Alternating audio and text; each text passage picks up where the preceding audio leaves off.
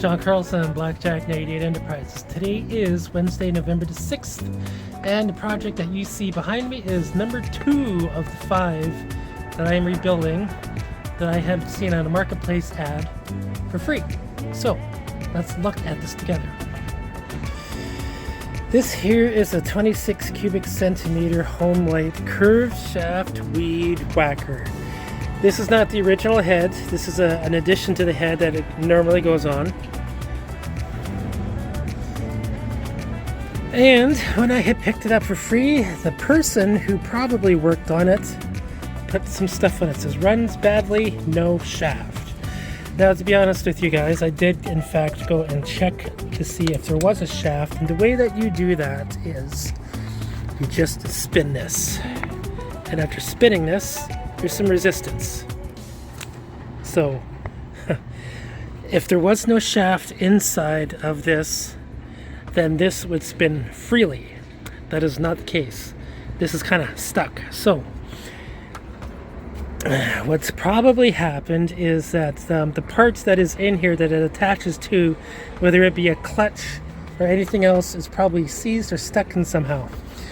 If I was to pull this, we can see that I am able to pull it. So therefore, the flywheel is free. It's not binding up on the magneto.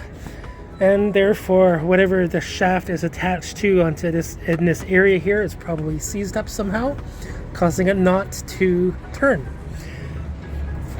And let's look at all the other issues. As you can see, there is no air filter cover.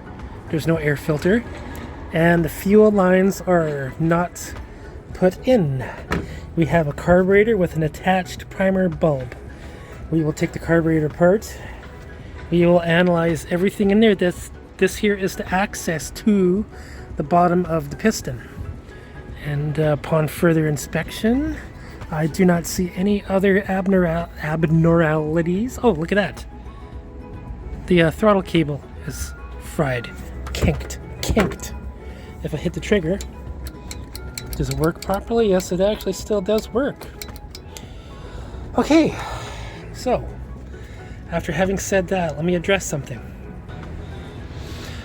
After analyzing this, we can see what the problems are. I'm going to do something different, something that I have never done before, and you're all going to watch it. It's called a time-lapse video. What I'm going to do is I'm going to videotape myself fixing it, and then you will all get to see me moving fastly, because I'm going to increase the speed of the video so that way you can watch it within a certain amount of time, within half an hour, 45 minutes, or 1 hour, or what have you. I'll be putting this in stop and positioning the camera in several positions as I do so, but this is going to be a time-lapse video. So, here we go. Good afternoon. And so, as you're watching me fix this weed whacker, I have enough time to explain this whole idea of what you're watching and how it all started. Firstly, as I fix this, I find out, after all is said and done, that this machine did in fact have the flexi shaft inside of it, and therefore it was labeled wrong when I picked it up.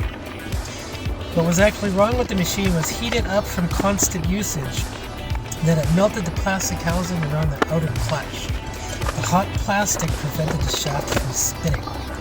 Not only that, but the fuel lines were disconnected, the carburetor needed to be readjusted. Those were not big issues compared to the fact that the rewind housing was badly scorched from engine heat along with the clutch housing. Those pictures will be attached later at the end of this video. Now, secondly, this is not the first time I have fixed a weed whacker. According to my YouTube series, this is actually my 23rd weed whacker you are watching me fix. I have fixed other machines as well.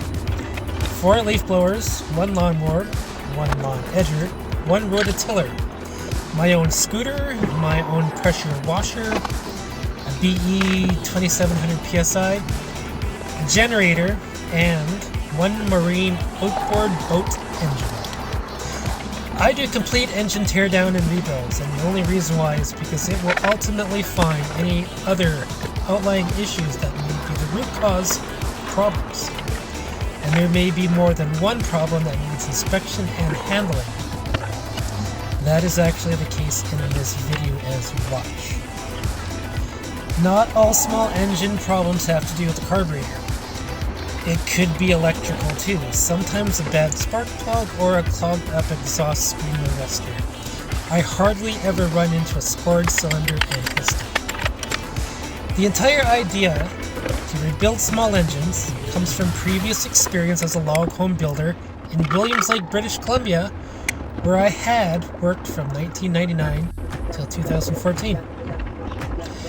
I used to build log homes for 15 years, and we always had to look after our own equipment when our chainsaws needed cleaning and maintenance. During that time, I worked on a weed whacker for my property and fixed it. This was way back in early 2000s.